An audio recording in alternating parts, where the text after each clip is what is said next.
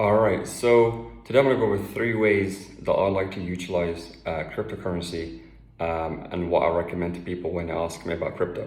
So, number one is preserving your wealth. So, if you have a goal to just preserve your money that you already have and you don't want to lose money to inflation and you want to make sure it's preserved at the highest level, then that's one way you can do that. And the way that I like to do that is to buy Bitcoin.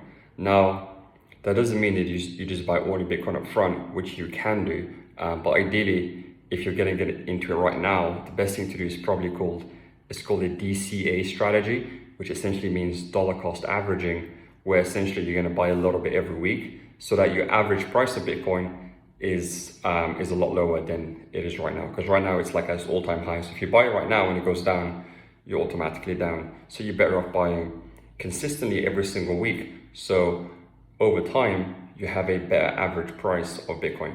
So that's the number one way that I like to use cryptocurrency. Secondly, another thing that you can do is just to make profit, right? So if you're in this just to make pure profit and you want to buy low, sell high, like people do in the stock market, you can look for coins that are basically like in the top 50 or even top 100 or even below that, depending on your risk tolerance, and you can buy it low.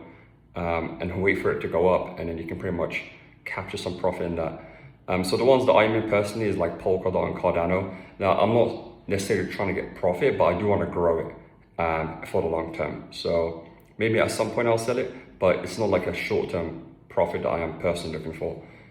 So that's another way to do it. Number one, preserve wealth is Bitcoin. Number two, you want to grow it and possibly take profit in the long term, maybe 5-10 years down the line. That's another way to do it. Number three is you want to earn, you actually want to work your money and earn from it right now.